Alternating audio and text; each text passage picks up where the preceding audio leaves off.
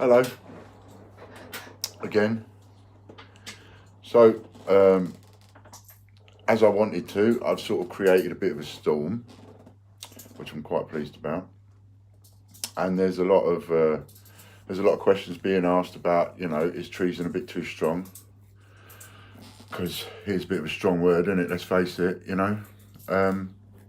So is it treason? Am I off my cake? Is it treason? I don't know. Let's have a little look, shall we?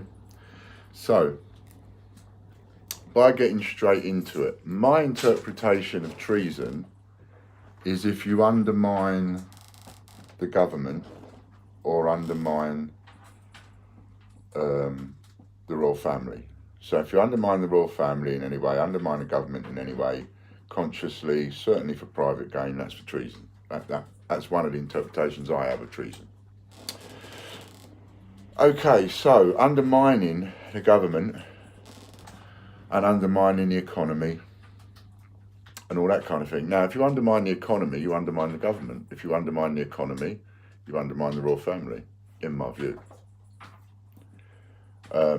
So, the Royal Mint, they say this.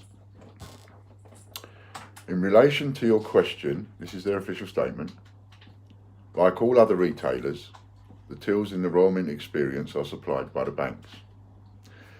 Now there's the first part of their statement. The tills in the Royal Mint experience, like any other retailer, are supplied by the banks. So, the money that goes in the tills at the Royal Mint experience, part of that money is supplied by the banks.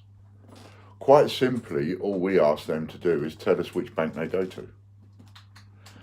Because there isn't a bank in the country, not one single bank in the country, where you or I can go and get A to Z 10p's by the thousands. And I say by the thousands because they come in big £100 bags. You get your little £5 bags, but they come in big £100 bags. And £100 of 10p's is 1,000. So there's 1,000 in every bag. Big bag. And there isn't a bank in the country where any one of us can go and get A to Z 10p's. So they're not telling the truth there. And they're not telling the truth there, and we can prove they're not telling the truth there. You can prove that quite simply by going and trying to get A to Z 10p's from a bank. People watching my video live all over the country. Some of you are in Northern Ireland, some of you are in Wales. Some of you are even in the same town that the Royal Mint Experience shop is in. Sheffield, Manchester, everywhere. You are everywhere. Scotland, you are everywhere. So just go and check it out. Go down to your bank. They've told you banks. They've said, not said post office. They've said bank.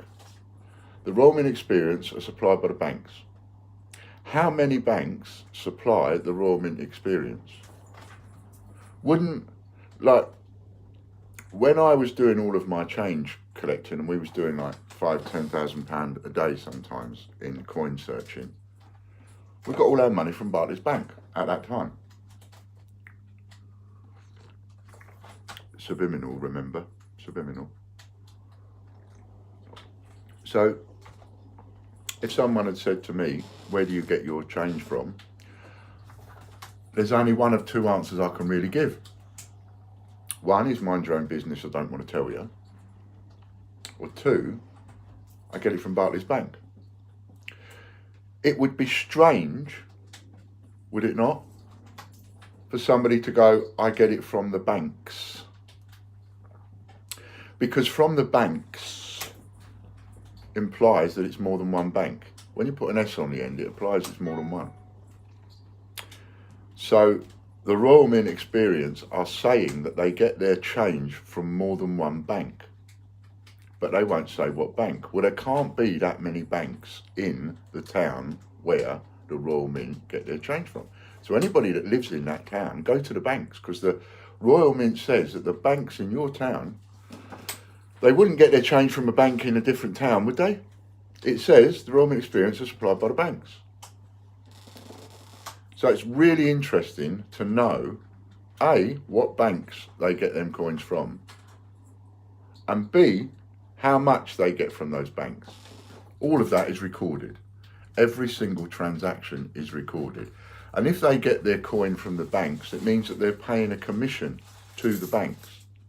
Now, at one point, I was paying £1,200 a month to Barclays Bank. And I don't go through anywhere near as many coins as what they go through. But that was costing me £1,200 a month just to get that change from the bank. There's a cost to getting your money from the bank. Always a cost. It's never free. Those of you that go into the bank and get a bag of change and all the rest of it and don't pay any commission, because privately and they'll give it to you. But business-wise, you always get changed. Always get charged, I mean. So we've covered that one. So it knocks that straight into the park. There is something wrong with that. Something seriously wrong with that statement. If the statement is true, then it's very easy to say which banks you get it from, and for any one of us to go down there and get some change and prove it and go, okay, we were wrong, it is. And then we can tell everybody on video nationwide that actually all of your 10p's are over in this bank over here. We can tell you that now because we've been there, because the Royal Mint's told us where they are, and we've gone over, we've verified it, and yes, they're all here, so come on down and get them from this bank. That is what we would be saying. Something wrong with that statement. If you believe, even just getting to that statement, if you believe that there is nothing wrong with that statement, do not watch any more of my videos, please. Okay? That's how much I think there's something wrong with that statement. Then we go on to say, the Royal Mint supplements this with a small selection of promotional coins, such as the Great British Coin Hunt 10p pieces. So, and these people, they don't write these official statements without passing it by legal first, or passing it by somebody that knows what they're doing. These statements are meticulously written. They're not written in a hurry like you or I might write a statement. They're written in the way a solicitor might write a statement. They take their time. Someone looks at it that knows what they're talking about. So the next statement, the Royal Mint supplements this with a small selection. Supplements. The Royal Mint supplements it. Supplements is on top of. It's not including, it's on top of. Now they also say that they buy back some of these coins from the Treasury, which is not on this particular statement, but it is on the statement on the recording that I've got. And it is in the statement that other people have been reading on video. And in that other statement, it says these two things I'm covering here, but it also says the third thing, which is that they buy back some of their coins from the Treasury. Subliminal. Now, it doesn't, they don't say, and they're not specific over whether they bought the coins back from the Treasury before they went on the lorry or after they went on the lorry. Because I'm not too sure how buying coins back from the Treasury works. You're still making 210,000 of each coin, or let's get it exact, you're still making 5.2 million coins. 5.2 million coins that the Treasury have paid you to put on a lorry and send to the cash handling centres. If you buy back some from the Treasury, then presumably you're buying those coins back before they get on the lorry. Because if they get on that lorry and they get delivered to wherever they get delivered, cash handling centre, which then goes off to the banks, from that moment on, anybody buying any of those coins, there's going to be a charge. You're going to have to pay a commission. So the only way that you can buy it back from the Treasury is to buy it back from the Treasury and create a receipt before the coins actually get put onto the lorry to go to the cash handling centre. Subliminal. You can't buy them back from the Treasury once they've gone into a cash handling centre, because that cash handling centre needs to tally its books. You go and buy coins from Barclays Bank, Midland Bank, Santander, don't matter who you buy the coins from. You buy coins, it's going to come at a cost and you've got to pay a commission. So there will be receipts to prove that. And those receipts will prove and show whether those coins were purchased from the Treasury before they got on the lorry or after they got on the lorry, or whether or not there is no receipts. I don't know. So the buying back from the Treasury, that's how I answer that one. Is how did you buy them back from the Treasury? Before they went on the lorry, after they went on the lorry? Difficult to assume you'd buy them back after they went on the lorry, so it must be before they went on the lorry. That means they haven't left the factory. And are you paying a commission on that? So they buy them back from the Treasury and they get them from the banks. And I've answered both of those. Now we're talking about the tills. The Royal Mint supplements this with a small selection of promotional coins, such as the Great British Coin Hunt 10p pieces. Supplements means on top of. This promotional activity, and here's the kicker, this is the bit that a lot of people have overlooked in their official response. This promotional activity is funded by the Royal Mint as an added touch for our visitors. And people have made a special thing about saying that. And why shouldn't they? People have been saying, oh, it's all right, the people have been saying. Funded by the Royal Mint. That means the Royal Mint has paid for it. The Royal Mint has admitted paying for it. They did it.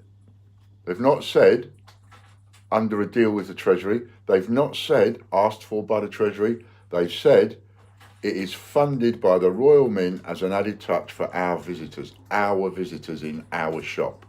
Bugger anybody else that's in any other shop.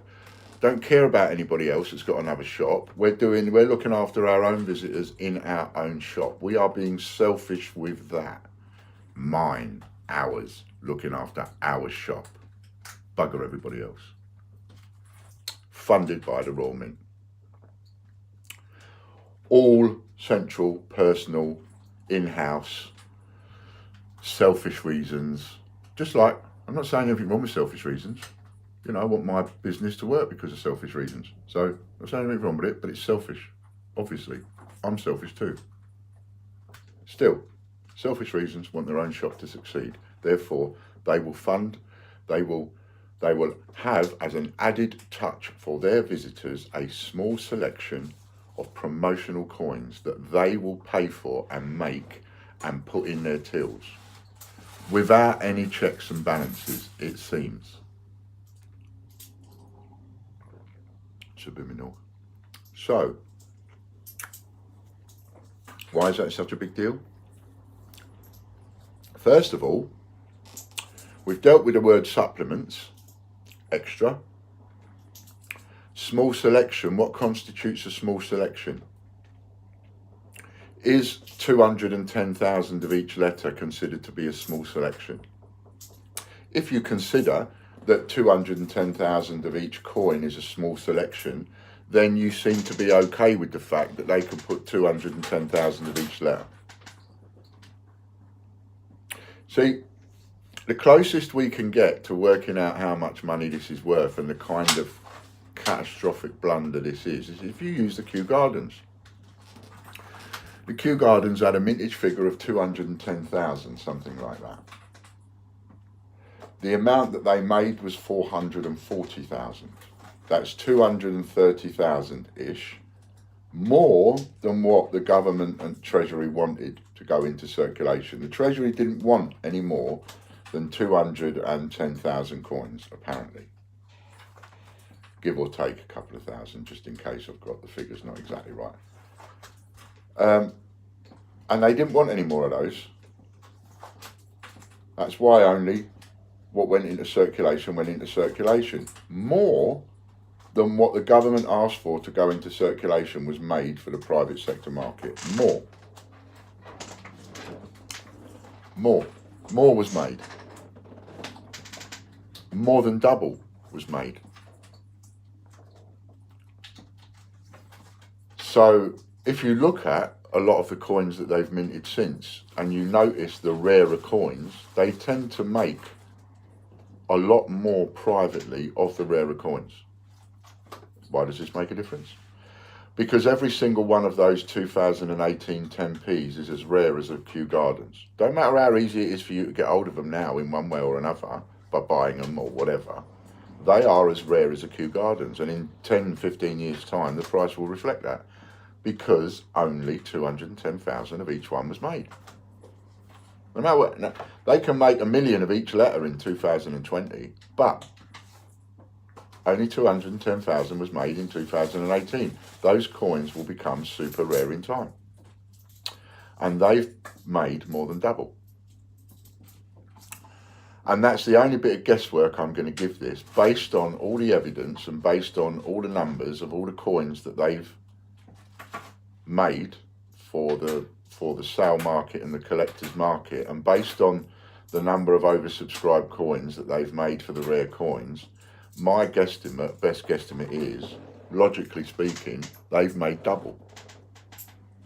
So the Treasury asked for 5.2 million coins to go into circulation, and the Royal Mint have probably made about 10 million. Now,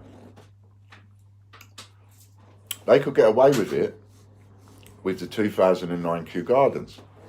And the reason they can get away with it with the 2009 Kew Gardens is because every coin that they made was bunts. Buntsy, or otherwise known as brilliant uncirculated. A brilliant uncirculated coin, which is that,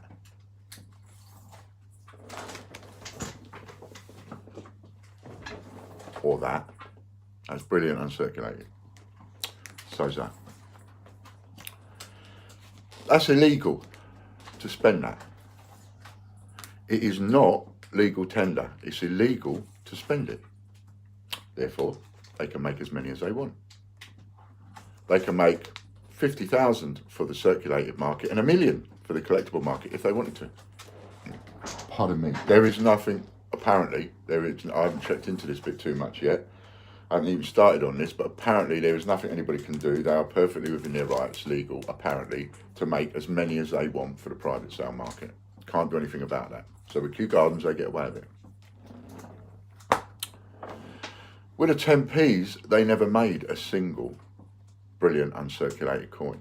If you have a receipt from the Royal Mint or 288 Group or Change Checker or Westminster Collection or Collectology or any of these companies that says, or me even, because at one point I even advertised them as brilliant uncirculated, you are entitled to your money back, because they never made any brilliant uncirculated coins. So if you have a receipt from anybody, a barcode from anybody with bunts on the back with brilliant uncirculated on it, then, you know, that was illegal. If you've got one from the Royal Mint, it was illegal. If you've got one from 288 Group, Ian Glenn, Westminster, Change Checker, Collectology, it was illegal. If you got one from me, it was illegal. It was illegal because you've got a receipt for something that doesn't exist. That's fraud.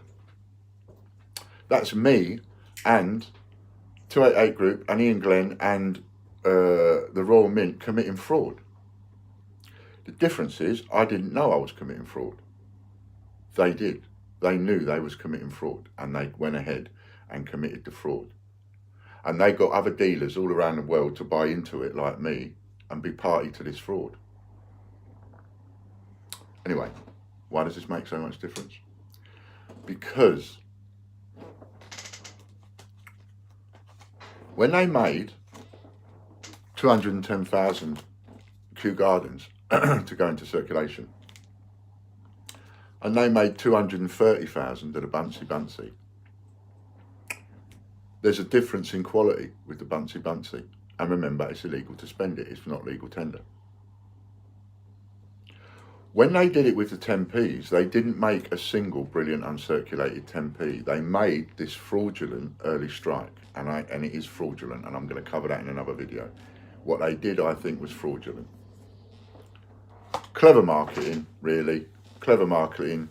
Is it fraudulent? Well, I don't know. Maybe there's a debate to be said whether it's fraudulent, what they did over that, but it was certainly really clever marketing, and it was a clever marketing campaign designed to hoodwink you and con you, essentially. I will cover that. It was designed for that. That's why I call it fraudulent, because the whole thing was designed for that. Early strike is a nonsense. Early strike means absolutely nothing. If you've bought into the early strike, you should get your money back. Because once you've got those early strikes in your possession and you've got a piece of paper that says they're an early strike, there is nothing to say you haven't swapped them coins for a load of others, circulated, whatever. Because there's no difference in quality, really, apart from the fact that they're the first ones off the press. They're not bunts. Doesn't matter, they're not bunts. So this matters, a great deal, because we're talking 5 million coins. 5 million coins, and if they've doubled that, 5 million coins, they've made 5 million coins that are exactly the same quality as what goes into circulation. It is uncirculated quality, because that's all they made. They didn't make any bunts, they only made uncirculated quality. Which means they made the same coin over and over again that you would get if you was lucky enough to go into a bank and get them from a bag. That is the quality that they made. The ones that go to the banks, the ones that go into circulation. That is the only quality they made. The ones that go to the banks, the ones that go into circulation. There's nobody asked the question, why don't we get an early strike on every other coin? Because they're all striked early. There's always a load of coins that are struck early. Don't get it on anything else, do you? So every single one of these coins, 5 million coins that they've made extra, or even more than that, my logical reasoning says they've made at least double. A contact that I have says the same thing. They've made at least double. It remains to be seen, but we'll find out, because we'll get the solicitors on the case, and the solicitors will be able to make them give up those figures. The courts will make them give up those figures. You can write off and ask them under the Freedom of Information Act, can you give me the exact figures, please?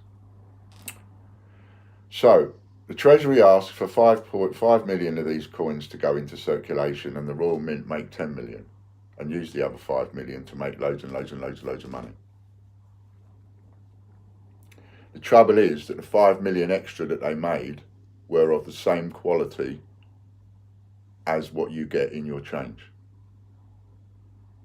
That means that they've actually made a carbon copy. If it's not buncy, if it doesn't go in a buncy packet of either description, and it's not buncy, it's normal, uncirculated, circulated quality coin that they've made. No bunts. Which means there is no distinction. At least you have a distinction of quality between a bunts coin and a coin that goes into circulation that affects the economy. There is a marked difference. Not massive, but it's marked. Illegal to spend it. I get around that because I reverse engineer it and take off the brilliance, and therefore we have a different argument as to, you know, what I do when I release coins into circulation. But what the Royal Mint are doing is they are just making extra. If you agree that there is a distinction between a brilliant uncirculated coin and a coin that comes out of change, right? If you agree there is a distinction, then you agree that there is a difference in quality. And the coins that they made for the A to Z market, they made 5 million coins for the Treasury. There you go, Mr. Treasury. It's 5 million coins there that you asked us to make. Machines are still going.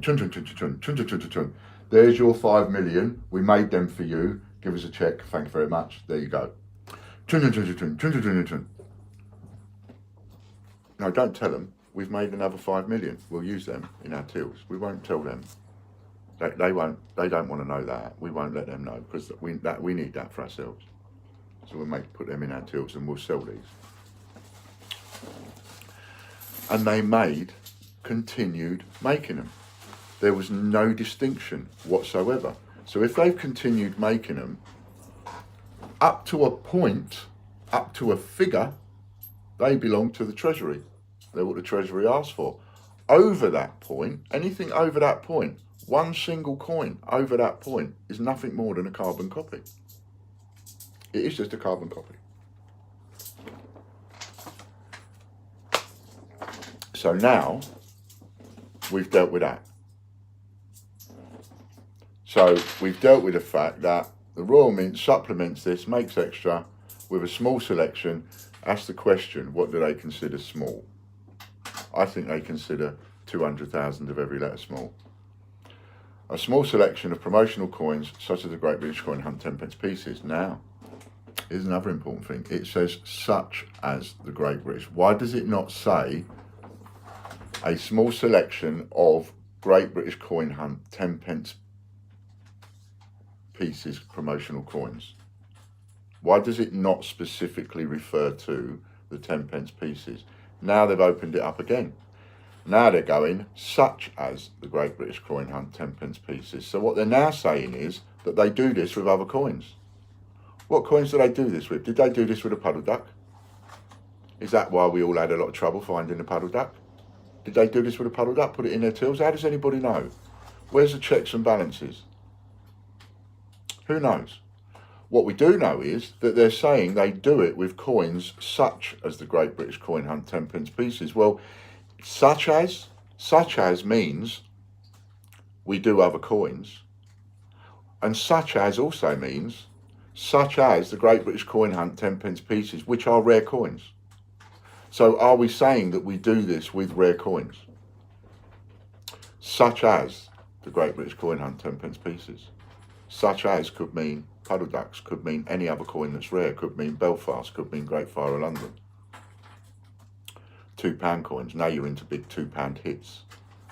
Every coin is £2, it's not just 10p now. And there's so many multiples of coins and multiples of designs, such as the Great British Coin Hunt 10p pieces. What other coins have you used? You've now admitted to using more than the A to Z 10p pieces in your tills. What other coins have you used? How many of each one? And then, you know, it's funded as a touch for their visitors. So I've gone over this is their official release. And they have dug themselves in a hole at least 4 to 5 times that I can see in that. 4 or 5 times they've dug a hole.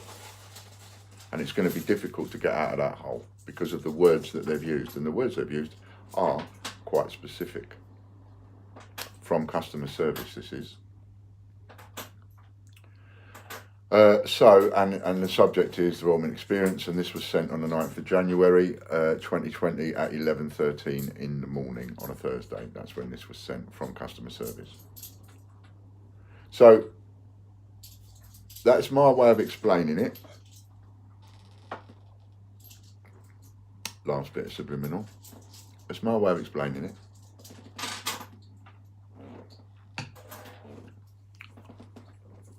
If you think we've got something, if you think we're onto something, come over and join us. We can't offer you a cashback alternative on our crowdfunding site. It doesn't allow it. But if you want to get 3 times your money for the money that you lay out for the fight against the Royal Mint Fund, go onto our website. Click on the home button and you'll see the investments. Click on there and you'll see the listing to sue the Royal Mint or whatever it is. and you can pay cash on there. And we'll give you, if we win, we'll give you 3 times your money back. And if we lose, we'll give you 3 times your money back in points. And I've been saying this now for quite some time. We've raised about 6 grand that way. And the thing is, the more bullets we get in our gun like this, the more sure you can be that that's a sound investment.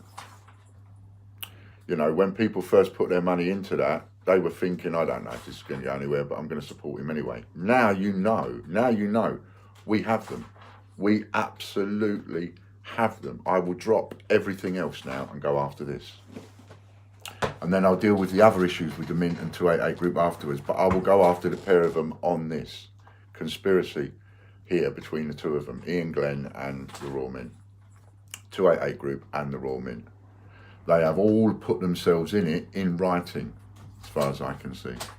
They are all joined up in this, and we're part of this all together with the contracts and the phone calls and everything they've got. And we're now trying to get hold of a copy of all their emails and phone calls and everything else, which we are apparently allowed to ask for. So, you know, if you want to get cash out of it, go onto our website and put some cash in, and you get 3 times your money back if we win. And if we lose, I'll give you 3 times your money back in points. Otherwise, go onto our crowdfunding campaign and support us on there. Please come and support us. Because if this kind of dirty tricks has gone on, with about 5 million super rare coins being banged out and sold the way they are, then, you know, where does it lead? What else have they been doing? And I've been saying for a long time, this is all about the money. We're talking about, pardon me, an industry for £100 million a year is nothing for this industry. This is a lot of money we're talking about. Some of it's yours. Have you had enough of people like this, big business, the old boys network, really walking all over you? If you have, come and join us. www.thegreatbritishcoinhunt.com. My name's Ian. The other thing I don't like is I'm included in this because it makes me a conspirator, because I've been dealing in counterfeit goods, and I don't like that. Because you got 5 million that the Treasury wanted and the other 5 million are counterfeit. Totally counterfeit. Not allowed to sell a single one of them. Counterfeit, every single one of them. Every single 10p coin that they have sold is counterfeit. And I don't like that. So I've even called the police. All right, so all of that said, where does the treason come into it then? So the treason comes into it with this. A minimum of 5 million 10p coins, as well as however many 50p coins and £2 coins, we now know have entered circulation that should never have entered circulation. That has a knock-on effect. It destabilises the economy. It's money going into the economy that the Treasury didn't ask for. That destabilises the economy. Anything that destabilises the economy destabilises the royal family and the government. The moment our economy gets destabilised, it affects the royal family and our government, and all of us. Because if it affects those two, it then has a knock-on effect to the rest of us. So, affecting our economy, destabilising it in any way, even by a pinprick's worth, a needle in a haystack's worth, well, you're not allowed to destabilise it by that, let alone any size. It's just not allowed. So, it's destabilising the economy, and that is undermining and destabilising the royal family and the government. And I believe anything that undermines and destabilises the royal family and the government is treason. So if anybody sees it any other way, I don't know. Back us. Back us now. Back us while you've got the chance of backing us. I really feel good about this. Thank you.